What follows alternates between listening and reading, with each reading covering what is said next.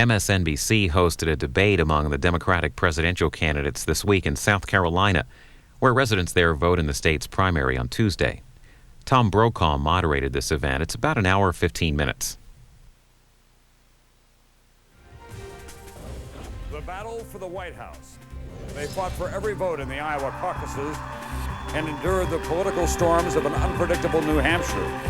Now the men who would be president come to South Carolina as the Palmetto State gets ready for its turn at the ballot box, the first in the South primary. It will be a make-or-break day in a do-or-die political contest. Tonight, the candidates meet again for their last debate before next Tuesday's vote, when South Carolina and 6 other states pick their favorites for Democratic nominee. They will debate on Iraq, on the economy, on health care, and most of all, on which one is best equipped to take on George W. Bush on Election Day. From MSNBC, the Democratic candidates debate, live from the Peace Center for the Performing Arts in Greenville, South Carolina. Here is Tom Brokaw.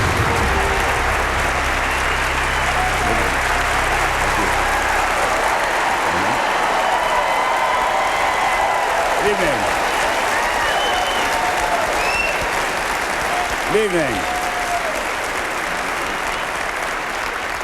Love that Southern hospitality. Good evening to all of you in the Peace Center for Performing Arts here in Greenville, South Carolina, and to our national television audience as well. This is a very important occasion, obviously. This is the first of the Southern primaries in this long election year, one of 7 states that will hold primaries or caucuses next Tuesday. And we want to give a special thanks to the Young Democrats of South Carolina and Furman University, who are the sponsors here tonight.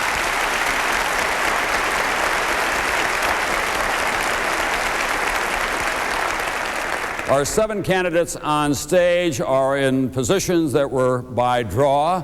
They will have 1 minute to respond to my questions, 30 seconds for rebuttal, but we're not going to have any lights or buzzers. We will be keeping track backstage to make sure that everyone gets an equal distribution of time. So let me now introduce to you the real stars of the evening, these candidates for the Democratic presidential nomination. Former General Wesley Clark. Connecticut Senator Joe Lieberman.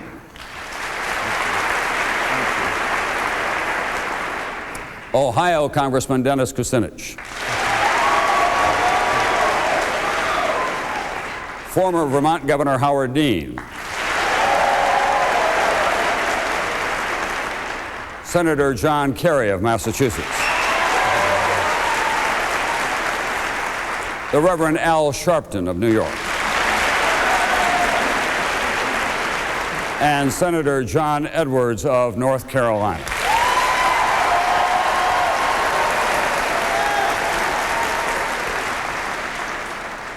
Gentlemen, I don't want to dwell on this, but there's no question about the fact that the configuration of this race has changed as a result of what happened both in Iowa and New Hampshire. Big victories for Senator John Kerry. The voters there told us that electability was a big issue, so we're going to take just a few moments at the beginning to talk about how the race has changed. We're going to start with you, Senator Kerry, because you made 3 speeches in New Hampshire in which, to a lot of people in the South, it appeared that you were kissing off this region, until your friend Senator Fritz Hollings got to you, and then you began to sing more warmly about the South. On the other hand, I ran into a man last night, a Republican, who's not happy with George Bush, but when I raised your name, he said, big liberal from Massachusetts. How can you come south, given what you said about the Democrats making a mistake and spending too much time worrying about the South, and expect to do well here? I never said Democrats made a mistake. I never said that at all. I was asked a question about the mathematics of election, and I answered a question about the mathematics with respect to Al Gore's election. But I've always said I will compete in the South. I've always said I think I can win in the South. I started my campaign in South Carolina. I've been here many times, and I don't believe that Senator Fritz Hollings or Congressman Jim Clyburn have endorsed me because I don't believe that we can win the South. I think we can.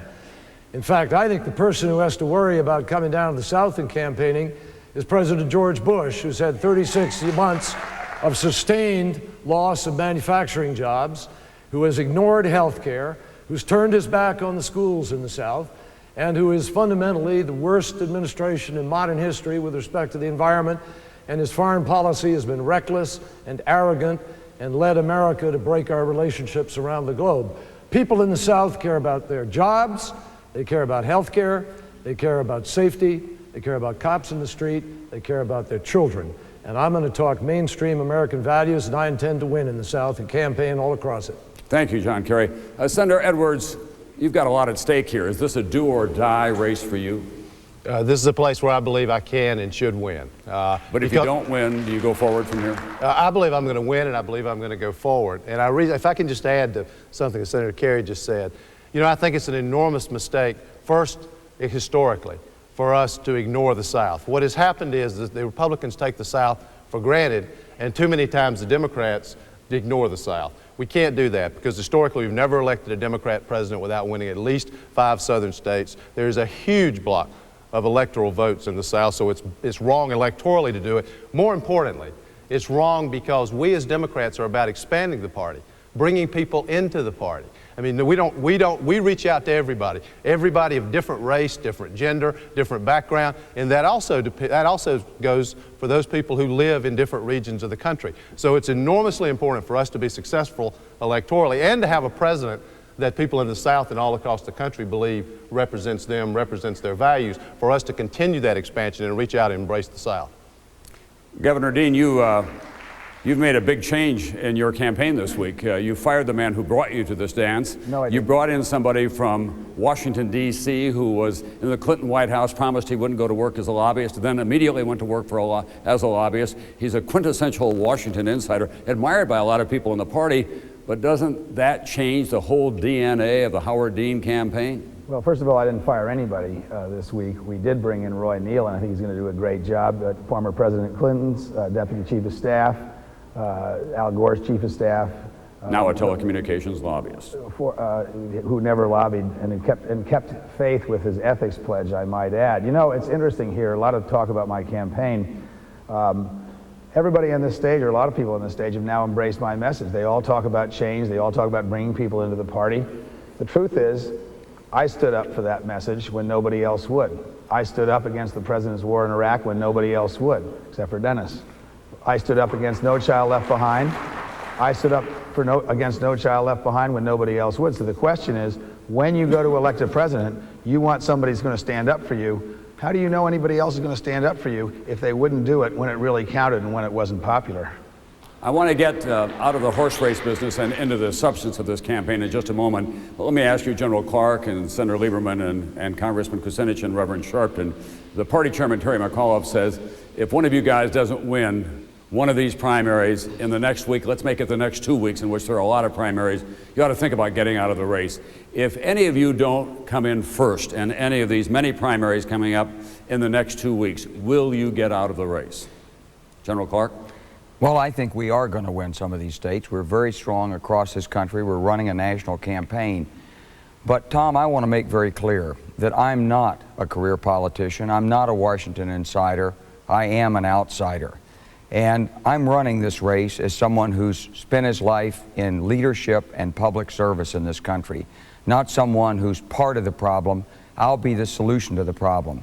If the American people like what's going on in Washington, then they should vote for people who've been there and been part of the Washington scene. No Child Left Behind and all the rest. I haven't been. I've had the courage to stand up for what I believe. I'm standing up now, and we will win in these states. We're carrying on in this election because we are going to change America. And Congressman, Senator Lieberman, if you don't win one of these races, will you get out of the race? Now, I know you're going to take that as an opportunity to make the same kind of a little speech that the general just did. Right. But it's a legitimate question for the people of this country and especially for the people of your party. It is. One thing you're finding in our answers, Tom, candidates who run for president are very optimistic people. So I intend to win some, and I'm real glad to be facing February 3rd. I always said that the primary in South Carolina and the 6 other states would be the first big test of my presidential candidacy. I'm the one experienced moderate in this field, and in states like this, it is only moderate Democrats who win elections. So I look forward to Tuesday, carrying my message. Big endorsement today from the Arizona Republic And it had a message for the voters here to be bold. Don't just be an echo of New Hampshire. I congratulate John Kerry on his victory there. But this is an opportunity for folks here to send a separate message of their own to the rest of the nation about nominating a Democrat like myself, a moderate, strong on defense, strong on civil rights, fiscally responsible, strong on values, who actually can do what we all want to do, right? Defeat George W. Bush and give America a fresh start. I'm going to ask the audience one more time to just, I know that it's a partisan group, but so that we can move right along. Congressman Kucinich, you spent a bunch of money in Iowa and New Hampshire and came up with 1% of the vote. If you don't win one of these next several primaries, will you stay in the race nonetheless? Well, Tom, keep in mind, there's so much talent on this stage that I believe this race is going to go all the way to the convention. And what that means, no one's going to get 50% of the delegates going to the convention.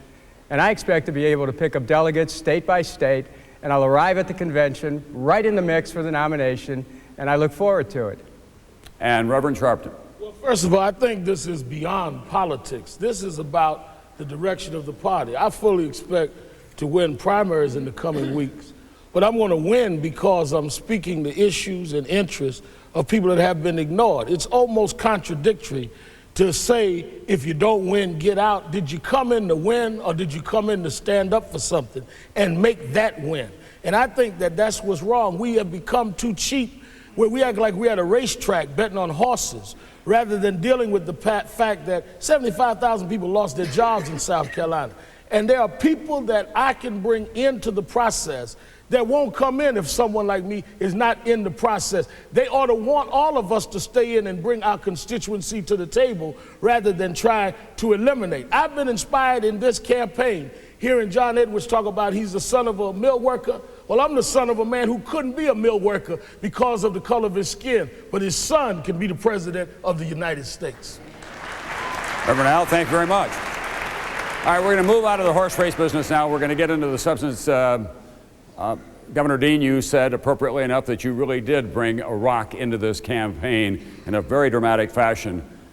All this week we've been hearing from David Kay, who was the chief U.S. weapons inspector in Iraq, saying that the intelligence was almost all wrong. He's now called for an independent commission to investigate what in fact went wrong. And at a hearing before the Armed Services Committee the other day, Senator Edward Kennedy said there was a deliberate manipulation of the intelligence. You said that the books were cooked. Cooking the books means that there was a fraud of some kind in an attempt to achieve something that wasn't in fact true. David Kay has said that wasn't the case. He thinks the president was just simply abused by the intelligence agencies. Well, I don't think anybody knows for sure, and that's why I support the idea of an independent commission. What we do know is this. The president was not candid with the American people when we went to war. It's why I did not support going to war, even though I did support the first Gulf War and I did support the Afghanistan War. I simply didn't believe what the president was saying. What we now find out is that Vice President Dick Cheney went to the CIA on at least one occasion and maybe more, sat with middle-level CIA operatives and berated them because he didn't like their intelligence reports. It seems to me that the Vice President of the United States therefore influenced the very reports that the President then used to decide to go to war and to ask Congress for permission to go to war. That is precisely, that kind of thing is what I suspected.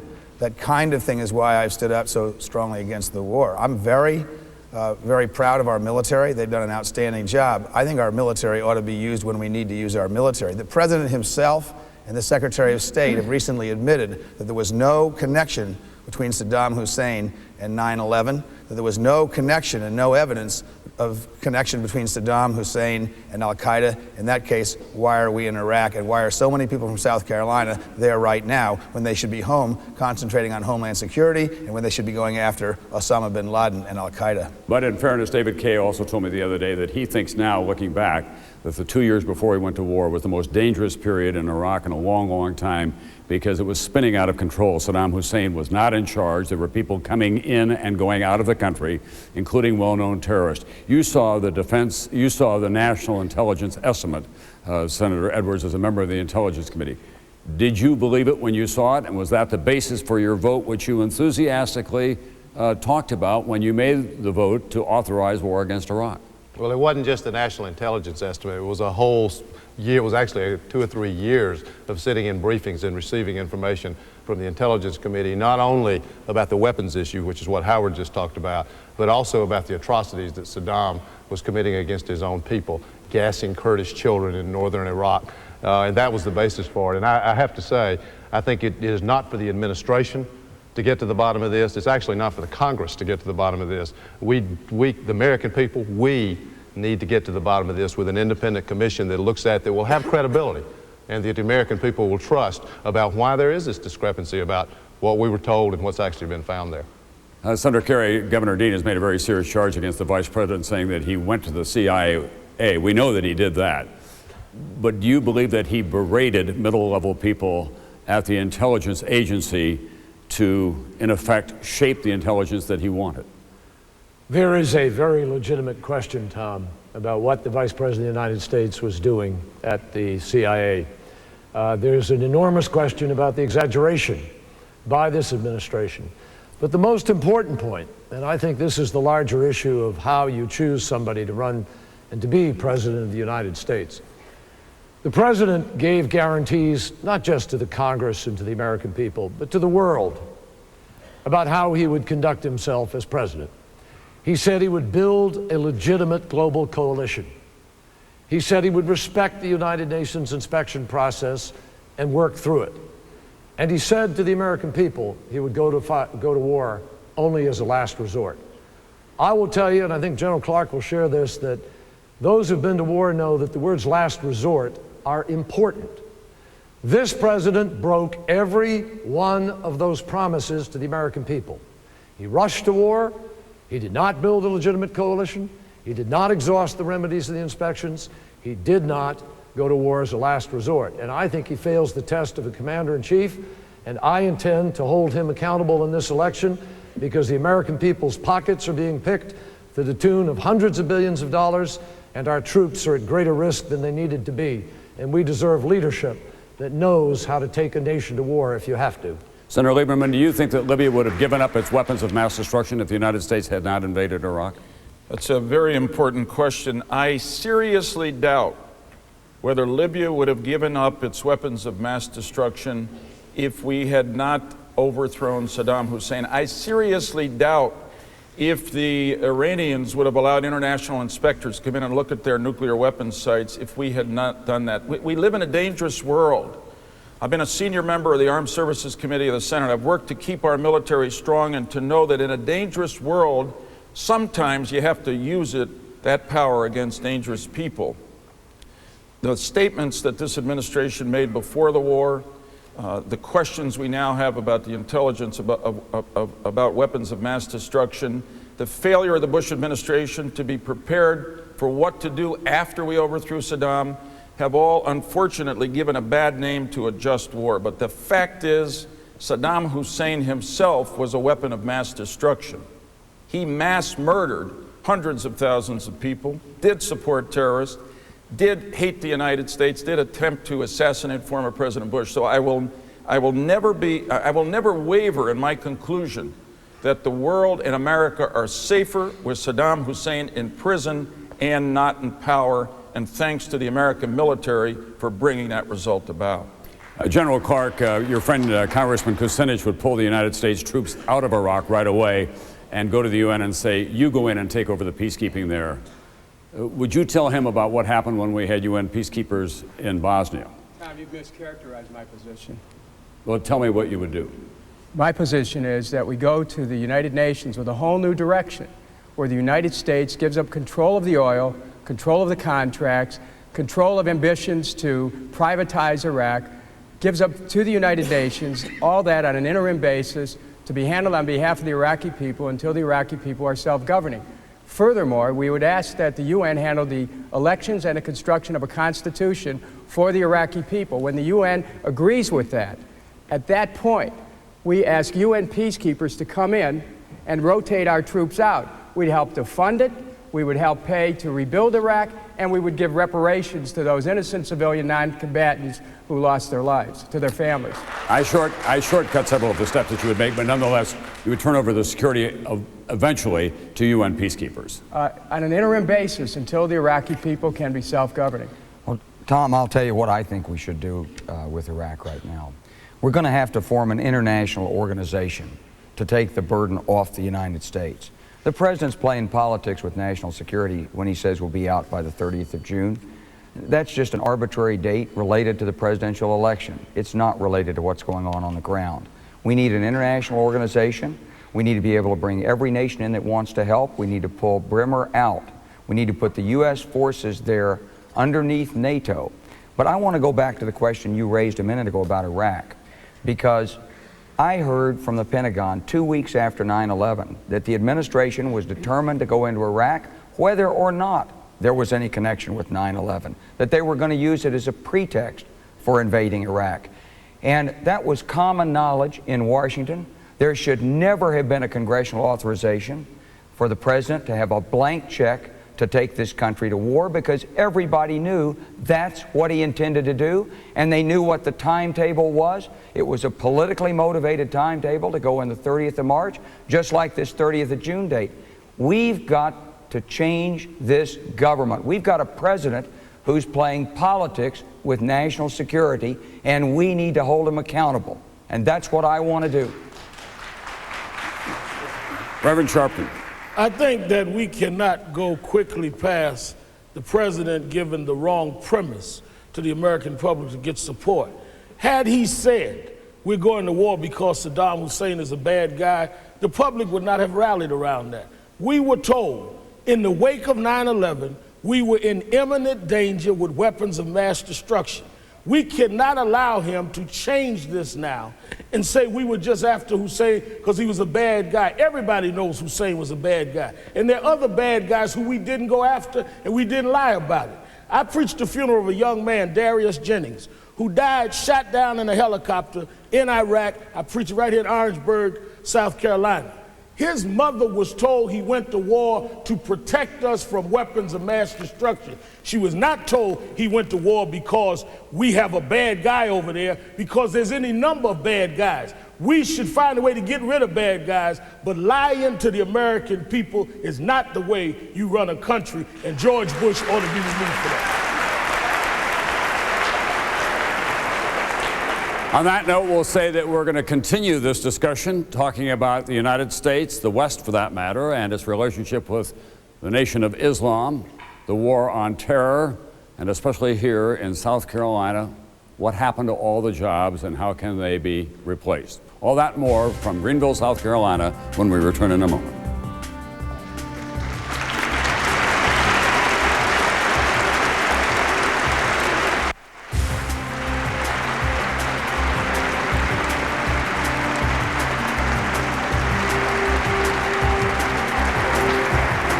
We're back on stage at the Peace Center for Performing Arts in Greenville, South Carolina, with the 7 presidential candidates contesting for the Democratic presidential nomination. South Carolina's primary is next Tuesday. Senator Kerry, let me ask you a question. Robert Kagan, who writes about these issues a great deal from the Carnegie Institute for Peace, has written recently that Europeans believe that the Bush administration has exaggerated the threat of terrorism, and the Bush administration believes that the Europeans simply don't get it. Who's right? I think it's somewhere in between. I think that there has been an exaggeration and there's been a refocusing that is not Where has the exaggeration been in the threat on terrorism? Well, 45 minutes deployment of weapons of mass destruction, number one. Aerial vehicles to be able to deliver materials of mass destruction, number two. Nuclear weapons, number three. I can run a long list of clear misleading, clear exaggeration. The linkage to Al-Qaeda, number four. That said, they are really misleading all of America, Tom, in a profound way. The war on terror is less, it is occasionally military, and it will be, and it will continue to be for a long time. And we will need the best trained and the most well-equipped and the most capable military such as we have today. But it's primarily an intelligence and law enforcement operation that requires cooperation around the world. The very thing this administration is worst at. I will renew our alliances. I will rejoin the community of nations.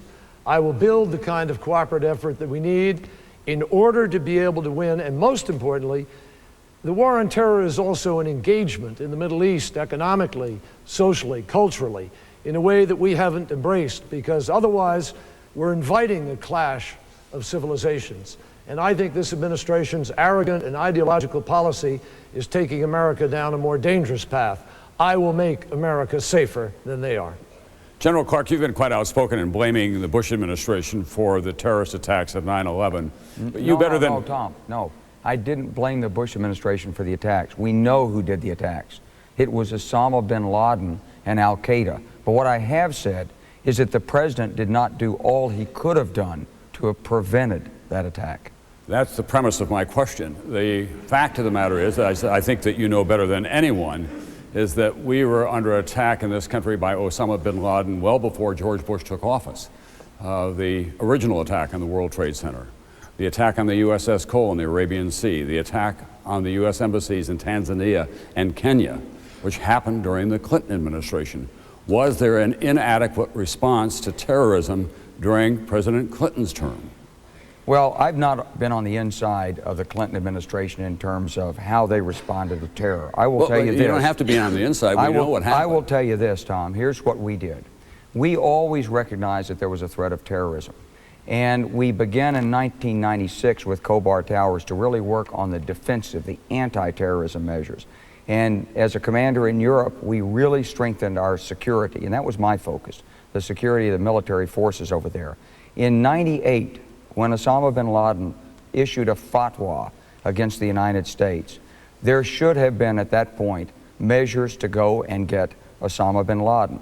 I'm told that there were such measures that were attempted to be undertaken. Why they didn't work, what they are, and so forth, I don't know. But I will say this, that when the Bush administration came to office, the Bush administration was told the greatest threat to America is Osama bin Laden.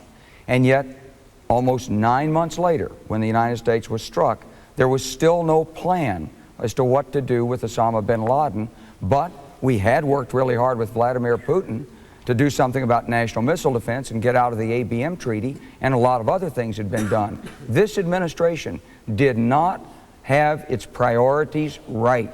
And the president, not the intelligence community, and not the previous administration, President George W. Bush, must be held accountable for that. That's the job of the President of the United States, to focus attention, to set the priorities, to take the actions, to keep America safe. He didn't do all he could have done, and in that case, he was wrong. I just like telling a general that he has to stop, but you have to stop right there. Congressman Kucinich, you were serving in the House of Representatives during the Clinton administration. You weren't raising your hand and say, hey, wait a minute, we're being attacked in our embassies, our ships are being attacked, Khobar Towers was attacked in Saudi Arabia. What are we doing about that? You've often been an early alert system for a lot of urgent issues in this country, but it simply wasn't on the agenda, was it, in the Congress as well during the previous administration? I wouldn't say it wasn't on the agenda. I would say that the Clinton administration handled its approach in a way that I think tried to create international cooperation. Tom, where I think the problem is today is that the administration's approach, their doctrine is wrong. The doctrine of preemption led us into Iraq. The doctrine of unilateralism essentially led us into Iraq. The doctrine of first strike puts us at risk of expanding war. So this administration started off with the wrong doctrine, and you know what? It was ideologically driven, because we know that the Project for the New American Century was talking years before about an attack on Iraq, and their ideological adherents came into the administration. Let's face it, where we are today, we have 130,000 troops in Iraq. It was wrong to go in. It's wrong to stay in. They're standing there based on lies that were told to the American people, and lies should never be the basis of international policy. We need to re-engage with the world community and work with the world community through the UN. Tom, that's the only way we're going to be safe as a nation. Senator Lieberman, the President said the other night in the State of the Union address, I don't need a permission slip from the United Nations to defend the national security interest of this country. Isn't that a legitimate position for a President of the United States? Yeah, it is a legitimate position in the final analysis. But let me just tell you a brief story. I met a man in a hotel in Nashua, New Hampshire. Turned out to be a security guard. And he came over to me and said, I'm going to support you in the primary, and I want you to know why. I have a son who who's a Marine. He's going to be deployed to Iraq. And I trust my son's life to you as Commander-in-Chief. Well, I was stopped by that, honored by his confidence and aware of the awesome responsibility that comes with this job. But he went on to make clear what he meant. And he was right. I know that as Commander-in-Chief, you will not commit America's sons and daughters to war unless there is no other alternative. But two, you will make every effort when you do so to have international help. Three, if you still feel it is in the security interest of the United States, of course, as Commander-in-Chief, you will reserve the right to act alone to protect the security and freedom of the American people. And four, and I agree with him, once I commit America's sons and daughters to war, I will not hesitate to support them. I will give them the equipment, the money, the moral and political support they need, as our troops in Iraq need now, to complete their mission and come home safely and in victory. Reverend Sharpton, there is a great war going on in the world between the West and the Nation of Islam. And the United States at the moment is losing the war for hearts and minds. Everyone agrees on that, whatever their political position happens to be. Specifically, what should the United States be doing in terms of programs, and how much money should it commit to find common ground between this country and the democratic ideals that we all embrace and the Nation of Islam? Well, first of all, I assume when you say the Nation of Islam, you're talking about Islamic nations, because there is a Nation of Islam in the United States that has nothing to do with what you're talking about. So I'm just asking clarity. I'm talking about Islamic nations. You're talking about Islamic. First of all, I'm talking about the Islamic movement around the world, because it really does transcend nations in many ways. But in many ways, I think that we can't allow the distortion, because Mr. Bush and some of his crowd have said they represent a Christian view against the Islamic. And I don't think Christ could join most of their churches. So I mean, I don't agree with the distinctions. You said that President Bush said. I think that they called themselves supporters of the Bush administration. Not the president himself. Not the president himself. But many of their supporters talk about how they represent Christianity. I don't think they represent Christianity any more than some of these murderers and mass murderers represent Islam. So let's not blame the religion. Let's blame those that use religion to do some ruthless, deadly, wicked acts. Now, having said that,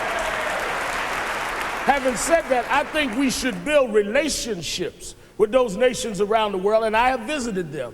And how do you build relationships? Work with them on things of self-interest. Many of them need clean water supplies, clean sanitation, trade.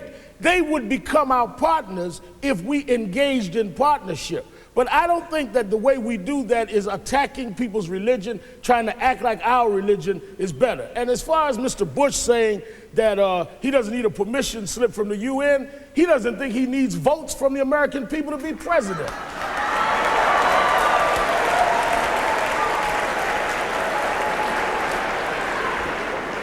Senator Edwards, do you think that we get enough help from our so-called Arab allies in this fight that is going on between those members of the Islamic movement who believe that we're unworthy and heathens in this country, and what the Bush administration is trying to do to close that schism that exists in too many areas? I think the answer is no. We don't get enough help in a lot of areas. For example, the Saudi royals, who we're so dependent on, Saudi Arabia, for our oil, and we've not moved this country in the direction we need to go toward energy independence, which is desperately needed. Cleaner alternative sources of energy, more fuel-efficient vehicles, because we're so dependent on them for oil. In fact, we don't get the cooperation we need from them, and there's a complete disconnect between the leadership, not only in Saudi Arabia, but another number of these Islamic countries and their people and their attitudes toward America.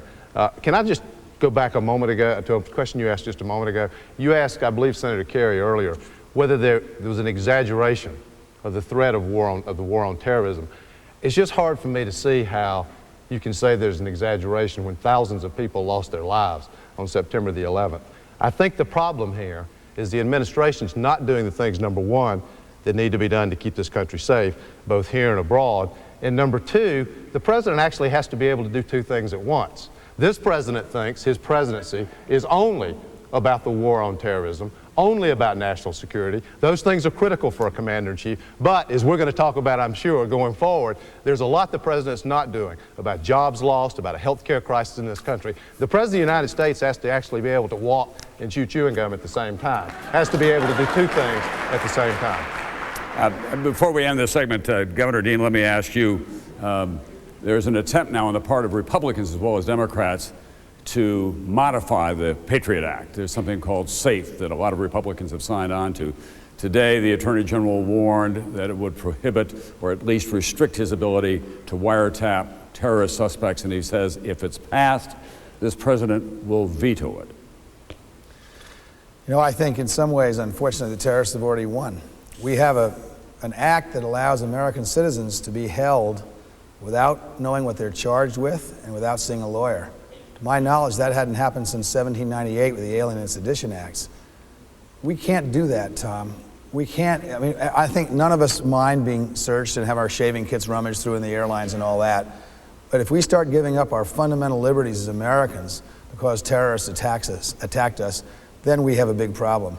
I honestly don't believe that John Ashcroft and George Bush and the members of the Federalist Society view the Constitution the way mainstream American attorneys or the way most American citizens do. We have a right to protection of our liberties. A lot of people died for that in the Revolutionary War, and I'm not going to let the right wing of the Republican Party take those liberties away from us. When we come back in just a moment, we're going to talk about the issue here in the state of South Carolina, the loss of jobs in the last 3 years and what happens to the future of this economy. All that and more when we come back from Greenville here on MSNBC in a moment.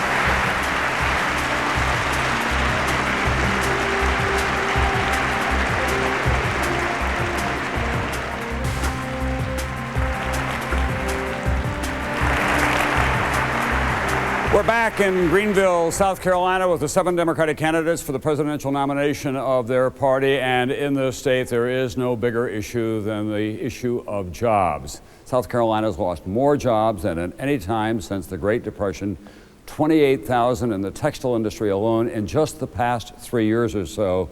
Governor Dean, wherever I go, you ask people, well, why did that happen? And they'll say, NAFTA. It's all about NAFTA. They're moving offshore because these foreign countries and foreign companies have a much better deal now.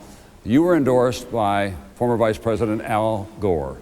No one played a larger role in getting NAFTA passed and pushed through than the man who endorsed you, Vice President Gore. That may be true. Let me tell you what we should do about jobs. We ought to change NAFTA. We've only done half the job with globalization. We've globalized the rights of big corporations to do business anywhere in the country. But what we now need to do is globalize the rights of workers, labor unions, environmentalists, and human rights. If you do that, you raise the standard of living in other countries, and what happens is our jobs stop going away because the cost of production goes up. It also reduces illegal immigration because now you don't have to come to the United States to make a living. You can make one in your own country. People don't leave their countries because they hate their country. They leave their countries because they can't make a living. And now we can do that. We got to put the emphasis on fair trade, not free trade. And what the problem has been that when the Clinton administration and the Bush administration continued to push this, only half the job was done. We forgot about the workers. If you want jobs in this country, here's what you do. First, you got to balance the budget. Not one Republican president has balanced the budget in 34 years in this country. You cannot trust the right wing with your money. Secondly, you've got to invest in small businesses. Small businesses and self-employed people create 70% of all the new jobs in America. That's where our investments should be going, not tax credits to corporations who move their headquarters to Bermuda and their jobs to China. Senator Lieberman, NAFTA has become the bogeyman of this campaign, especially among Democrats. It was passed by your party. That's right. Was it a mistake? It was not a mistake. Very important to say that all of us up here and all Democrats rightfully brag about the Clinton economic record, 22 million new jobs created in the 8 years. Trade was a key part of that. And NAFTA, though it's cost some jobs, has actually netted out 900,000 new jobs that were created by NAFTA. Now, the jobs that are leaving South Carolina, very few of them are going to Mexico and Canada. They're going to Asia. And there, the Bush administration hasn't had the guts to stand up to China and other countries there who are ripping off patents and copyrights of ours, who are fixing their currency in a way that gives them a price advantage and causes jobs here to be bled out of the country. The biggest thing we could do to create more jobs in America is to vote George W. Bush out of office this November. He has the worst economic record of any administration since the end of the Second World War. But you know, I have said that I would give the same answer everywhere. It's not right to make a scapegoat of trade. We have to fight for fairer trade. We have to support manufacturing. But let me say this, Tom. If some of my friends up here carried out their protectionist policies and we got in a trade war, you can't create jobs by building a wall around America. In South Carolina, the State Department of Commerce tells me that 160,000 jobs are dependent on exports. So we've got to figure out how to keep the jobs who are here, stop the bleeding, and work together with business and workers to create a whole new generation of jobs. I got a plan to create 10 million in 4 years. Congressman Kucinich, I know you have some strong feelings about NAFTA, but let me just preface your remarks with this observation. This material that's coming in now from foreign countries, it's a tragedy to lose the jobs here in South Carolina, but if you go to Illinois or California or the Great Plains and people go to Walmart or Costco or any of the other big stores these days, they kind of like those prices. They've gotten used to the idea of not paying as much for shoes or shirts or clothing or any other number of items because they are manufactured offshore. Well, that presumes that people of this country do not have a social consciousness. I believe they do. But by and large, the American people are not aware of how trade has changed dramatically. It's no longer about protectionism versus free trade.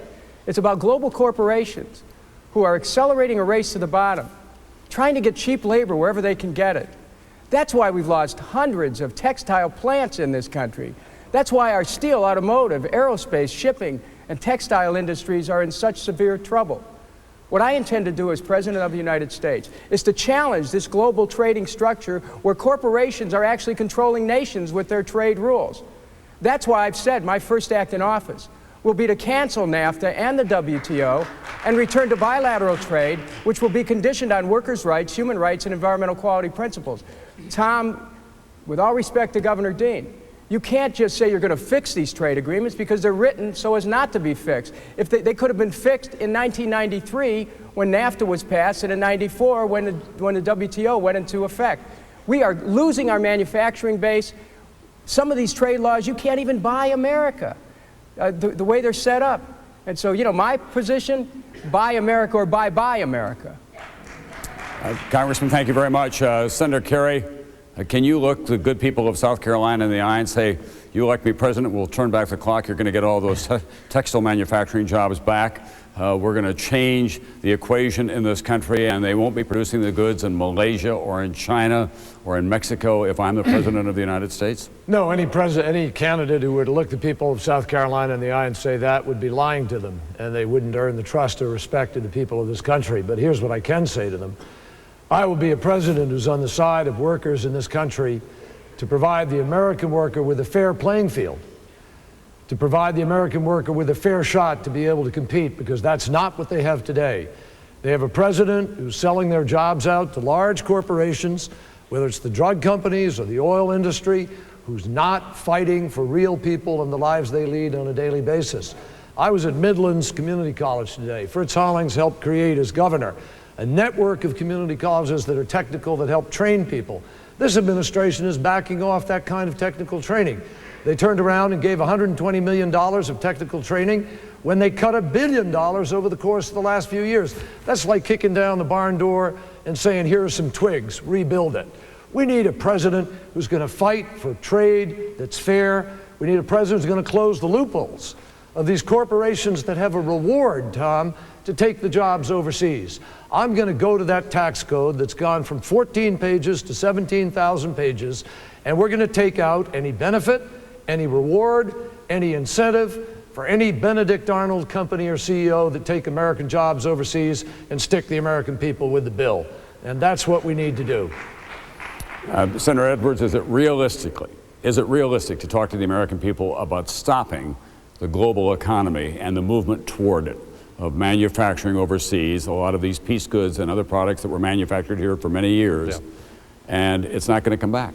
No, it's not the truth. We can have a real impact on the loss of jobs. We can do something to bring jobs back to replace the jobs that we've lost. but we can't stop it entirely. What John just said about that's exactly right. But I want to say that this is personal to me. You know, 40 miles from here, when I was born 50 years ago, my parents brought me home to a mill village, to a textile mill village. I have seen this my entire life growing up. I've seen mills close. I've seen what it does to communities. I've seen what it does to families. And all this talk among politicians in Washington about we're going to get you a job retraining program. We're going to make sure that we give you the transportation to get to a new job. Say that to a 50 or 55-year-old man who's been supporting his family his entire life working in a mill. I think the truth of the matter is we need to start by recognizing the pain, and not just the economic pain, the pain that these families are in. I mean, we have to fight hard to protect our jobs better for some of the reasons others have already talked about. We need to close loopholes in our tax code that give breaks to companies that are leaving, give tax breaks to American companies that will keep jobs here. But the starting place, Tom, and this is critical, is to have a president of the United States who actually understands firsthand what these families are going through. I have lived with this my entire life. Let me ask General Wesley Clark about a development in Washington today. The White House announced that, whoops, the new Medicare prescription drug bill is going to cost a third more than they originally said. And the deficit this next year is going to be more than $500 billion more than. The CBO office says that, in fact, in the next 10 years, that this prescription drug Medicare benefit bill could cost as much as $1 trillion. If you were the President of the United States, would you tear it up and start all over again? Well, I would start all over with a lot of things this administration has done, Tom. Well, let's start with this one. And let me start at just to get into this. What we've got is a runaway deficit in the United States of America right now. And what we need to do is take back to the federal government the resources we need. This prescription drug benefit is an important benefit if it's done right for our seniors. But to do it right, you've got to bargain competitively with the pharmaceutical companies and lower the prices. You've got to stop giving a handout to the HMOs. You've got to take Medicare out of competition with the HMOs, and you've got to close the donut hole. I think with the right leadership in Washington, we can fix this Medicare prescription benefit for our seniors. I think we can lower the deficit. We must do that, and we're going to ask the wealthiest Americans to sacrifice and help us put this economy back in shape and end the runaway deficit. It's just about leadership, and that's what this president doesn't show in Washington on our economy. Reverend Sharpton, should wealthy Americans, or people who are well off for that matter, pay more for their Medicare benefits? Should we begin now a real test of means and apply it to the Medicare costs that are beginning to run exponentially out of control in this country? I think they should pay their share, which is more. I think that when you have the present setup that you have, and you go above $80,000 and they pay nothing, I think that is absolutely ridiculous. I think that they must pay their share. And you know, it's absurd to me for people to come and look at the people in South Carolina in the face and say it's an honor for your sons and daughters to go abroad and die for others. But it is a burden for rich people to pay their tax at home. I mean, you can't have it both ways. Either all of us should be honored to sacrifice, or none of us should. In terms of jobs, I want to address that. We need to create jobs. Not only do we need to rescind NAFTA, and I think we must rescind it. You can't correct it. It has cost jobs. It has sent jobs from this state to Asia and other places. We also must have a public works program. I propose a 5-year, $250 billion plan to rebuild the infrastructure, highways, roadways, bridges. We must create jobs. This president has increased the deficit, has not increased jobs, and is embracing the rich at the expense of working class and poor people, and it's double in communities of color. Black unemployment in the state is double. We face class and race. I don't think we can tolerate that 4 more years. Senator Kerry, the last time that we met, or at least I was involved in one of these debates, you were very tough on Governor Dean, challenging him to come out against cutting back on the growth rate of Medicare. Aren't today's numbers one more demonstration that we're going to have to do something about the rate of growth in these entitlement programs, or my grandchildren and yours are going to carry a very, very heavy burden in the future? Well, Tom, you don't cut the benefits to people that you've promised. You can do things to guarantee that you keep Medicare solvent, as we've done. We did that in the United States Congress. And we did it with respect to Social Security. And this president wants to privatize Social Security, which will in fact make it more at risk than it is today. Now, I think one of the things we haven't talked about yet, if you want to talk about how we're going to help people, the critical issue on the minds of most people in South Carolina and across the country is health care costs themselves. We're going to get to that. Oh, okay. Well, I thought I'd just... Because that's part of the solution to the Medicare problem, is the overall... For instance, in Medicare, 50% of the cost is going to 5% of the people for Alzheimer's. If we had a medical care system in this country that dealt better with research, with prevention, with wellness, with the whole parameter of healthcare issues, we could begin to reduce the costs of Medicare. The problem is this administration has only one plan: savings accounts for people who are able to save. That's it. That's not a plan. I have a plan that will provide health care to all Americans, that will lower the cost of health care for Americans, and I think that's a critical way to save Medicare and strengthen the entire health care system of our country. We want to continue this discussion about entitlements and what they're costing the society and talk about health care as well. We'll be back from Greenville, South Carolina in just a moment.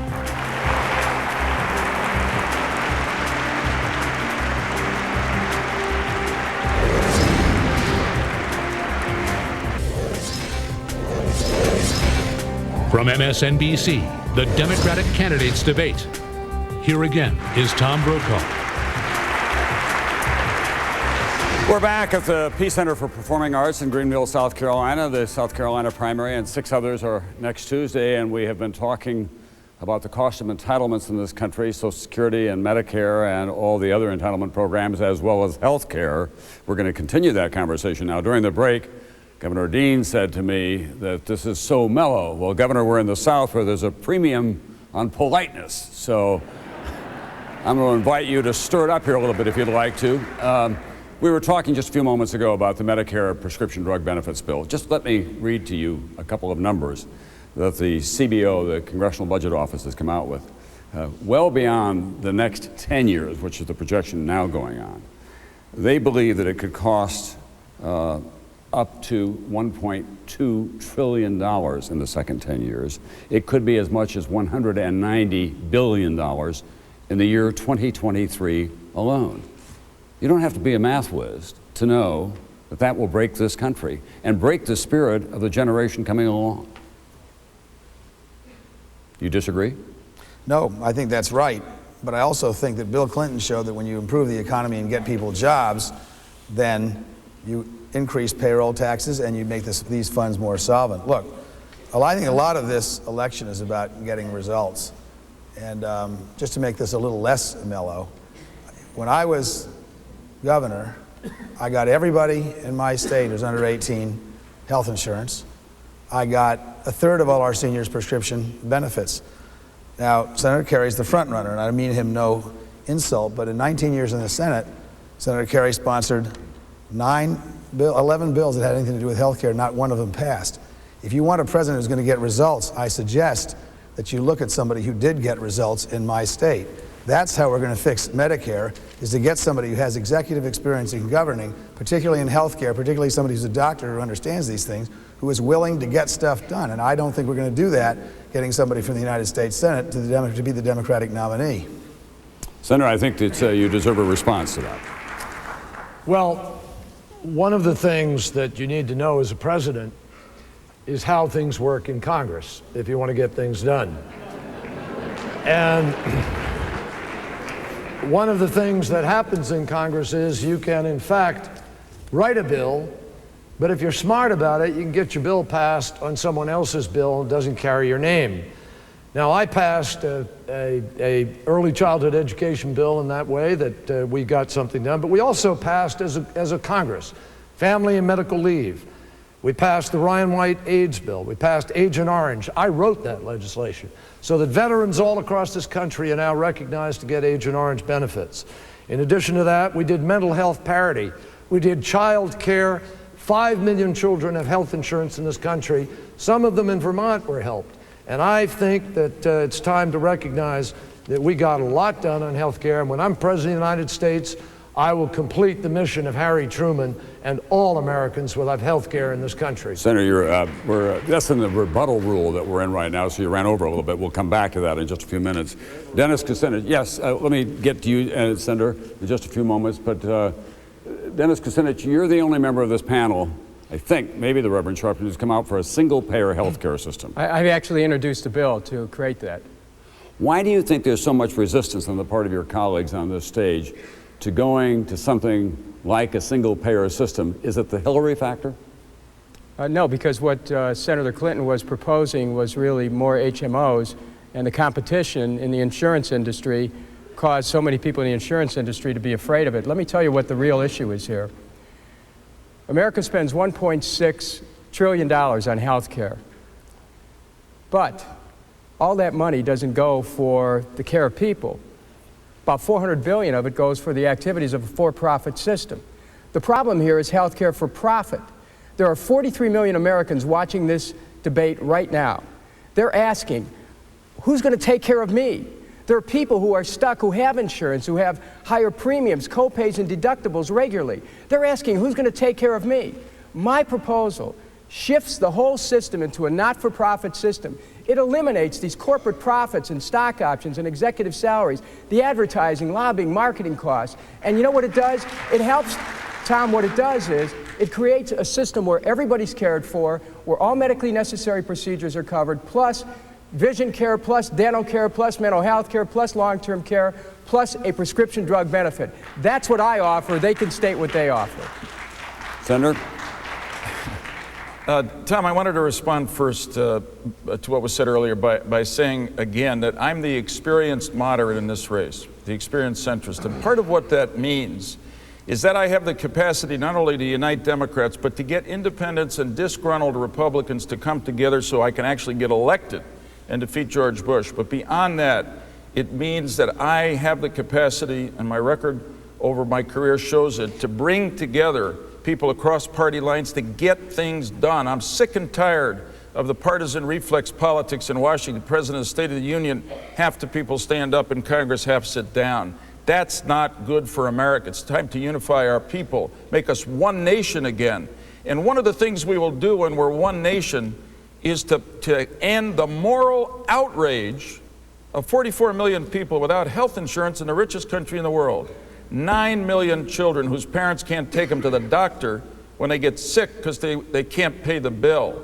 I'm going to do that and also help the millions who have insurance and can't pay it by creating national health insurance pools like the ones members of Congress get our insurance from. Promises, when you're born a child in America, you get a membership card in Medikids, covers your insurance. 2, if you lose your job, you will not lose your health insurance.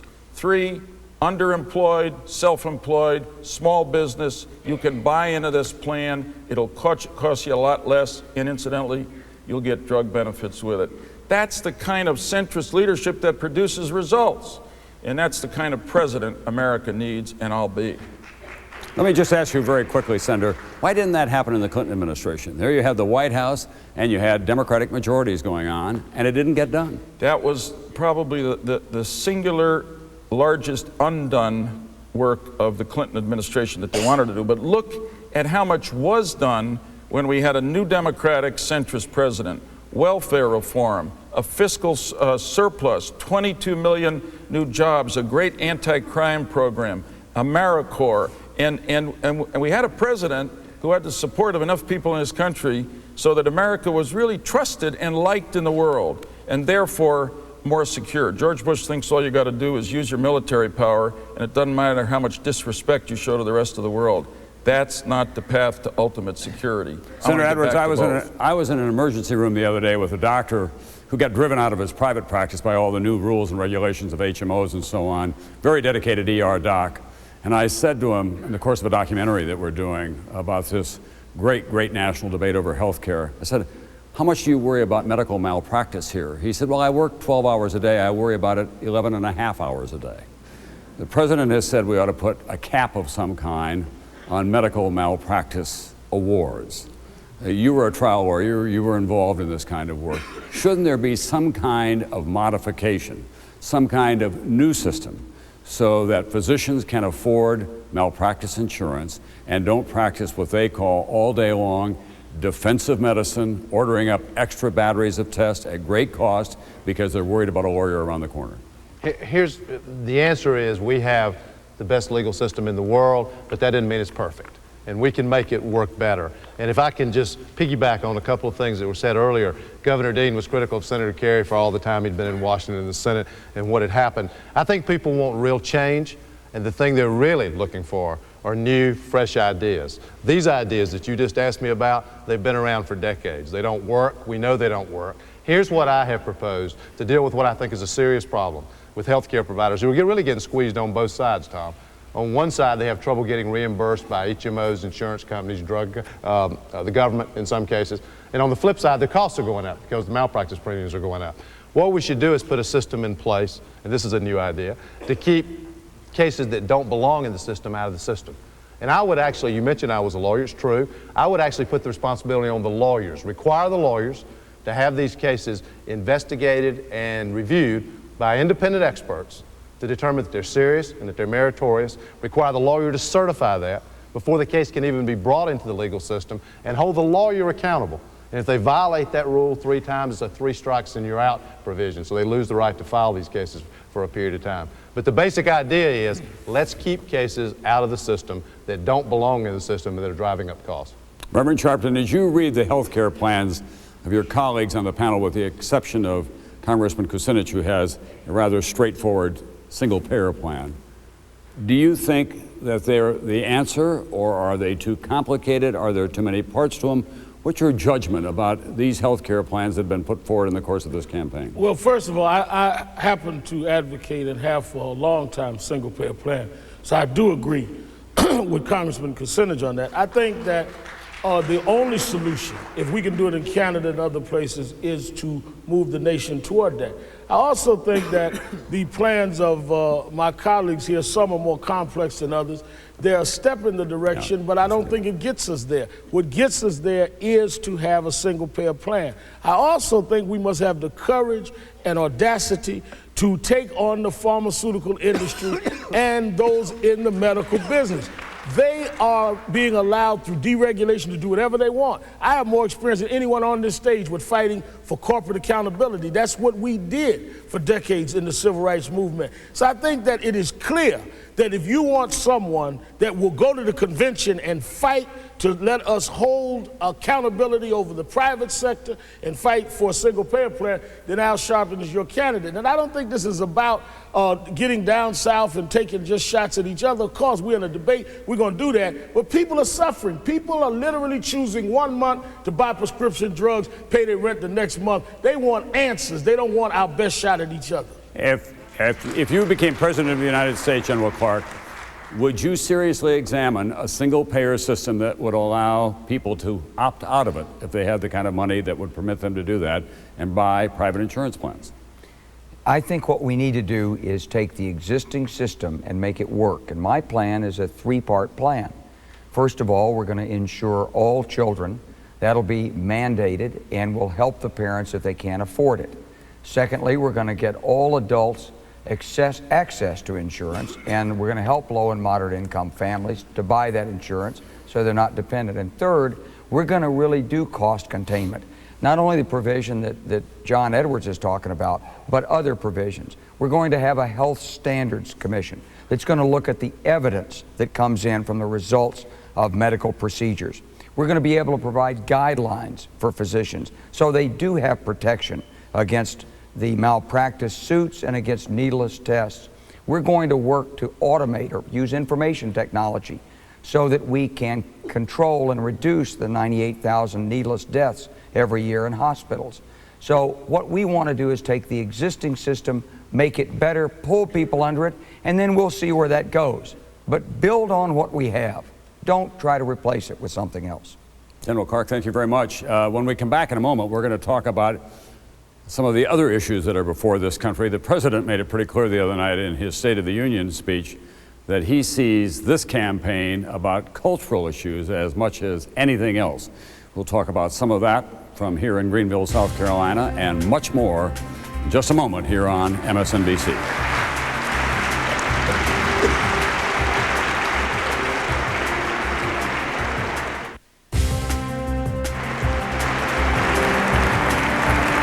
We're back in Greenville, South Carolina. We want to deal with a number of issues now in the final moments that we have here tonight.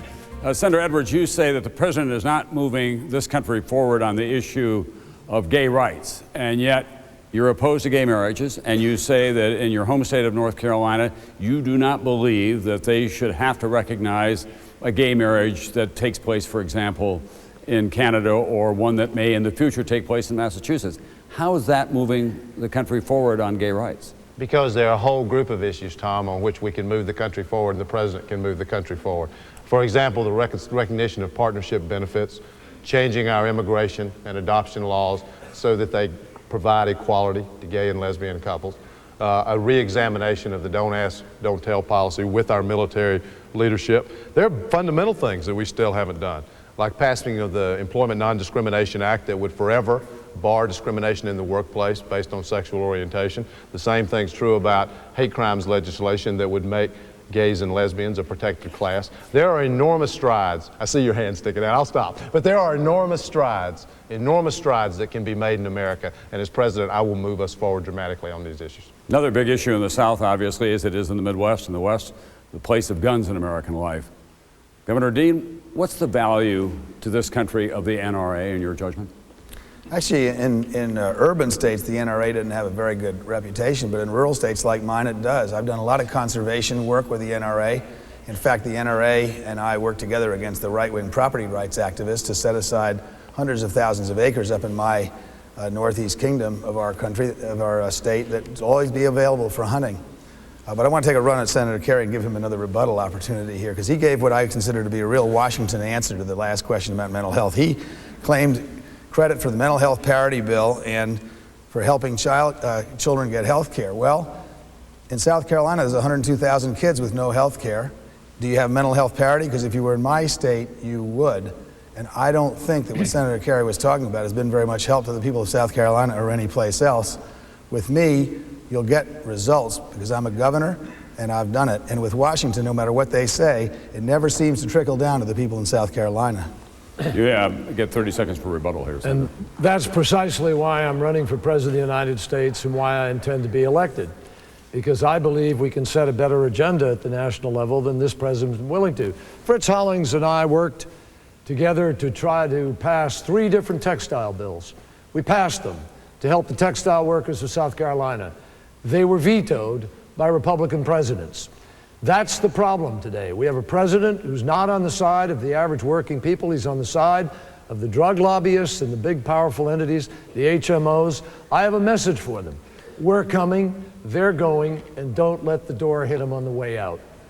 Senator Kerry, thank you very much. General Clark, faith is a big component in South Carolina and throughout the South for that matter. There's been a big dispute down here about the display of the 10 Commandments on public property. Should there be, in your judgment, some kind of a compromise so people who believe in the 10 Commandments, or people of the Jewish faith who want to put something out there that reflects their faith, or the Islamic faith on public property, have the right to do that? Tom, I grew up in the South, and I went to church every Sunday, and I did all that, and I can quote scriptures and so forth. But, you know, I think that we need to preserve the separation of church and state. I think that kids in school should have the opportunity to pray voluntarily. But when I was a kid in school in Little Rock, we read the Bible and we prayed in homeroom every morning. And it never occurred to me that I had Jewish friends sitting right there. And now I think, what must they have thought? I think we have to be sensitive to other people in this country, and that's why we need to protect the separation of church and state. Speaking of public displays in the state of South Carolina, you're not going to spend the night here because the NAACP has a boycott on against South Carolina given the display of the Confederate flag. Could the Confederate flag be a part of the culture without being a part of the public life here, that people could take pride in their ancestry, in your judgment, under any circumstances? Well, first of all, Tom, I'm actually staying in North Carolina tonight. as part of my continuing support of the NAACP's position. I want to state this, that this country needs to do a whole lot of healing. We have to heal this country about 9/11. We have to heal this country about slavery. We have to heal this country about the Civil War. We have to heal this country about the dispossession of lands by Native Americans. And my presidency will be to take these hands and to put them on the country to help heal America, because all these divisions that have arisen in this country, when you play on them, it just exacerbates it. We need to remember the first motto of this country: out of many, we are one, and I intend to help heal this country and bring it together, Tom. Reverend Sharpton, is there any place for the Confederate flag, publicly or privately, in American life in 2004? No, the flag represents a thought, a philosophy, and a political movement built on racism, slavery, and rape. You can't redo the flag and what it stands for. And I think that we cannot rest until that flag is down everywhere in this country. It is a shame that you will take young men and young women from South Carolina, send them abroad, they die under one American flag, they have to come home and live under two flags. You don't send Confederate flags with us to Iraq, don't wave them in Greenville, don't wave them in Columbia. While we're on that, we right in this county still can't even get an official celebration of Martin Luther King's birthday. There's a lot of things that we need to correct, and we need to correct them in 2004. Senator Kerry, a final answer. Back in the 1990s, you expressed some reservations about affirmative action as it's currently constituted. You said that it represented a culture of dependency and that we have to re-examine that. If you became President of the United States, would you attempt to put some kind of a sunset law on affirmative action in which it would phase out after a number of years? Actually, Tom, that's not what I said. What I described was what the critics were saying about it and about the growing questions about it. And I was part of the same movement that Jim Clyburn and Bill Clinton were, the mend it, don't end it. There were a great many questions in the country about how it was being implemented. We wanted to keep it. I've always supported it. In the very speech in which I raised what those perceptions were, I said at the beginning, I support affirmative action. I said at the end, I support affirmative action. And every vote I've ever cast and every statement I've ever made publicly supports it, and I've implemented it, and I will as President of the United States. Senator Kerry, thank you very much, and to all of you, our great thanks on behalf of the American people and MSNBC, and of course, the good people here of Greenville, South Carolina. Thank you all very much for being with us tonight.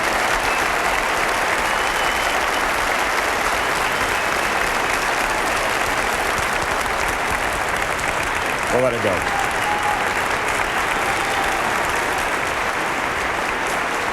That's fine.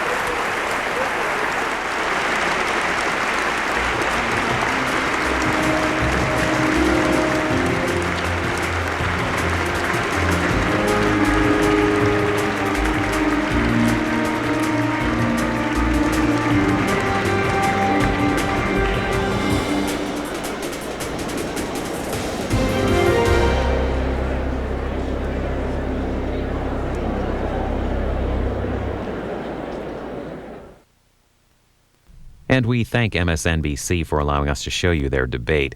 South Carolina is one of 7 states hosting primaries or caucuses this coming Tuesday, along with Delaware, Oklahoma, Missouri, North Dakota, New Mexico, and Arizona. You can see the latest campaign events right here on C-SPAN.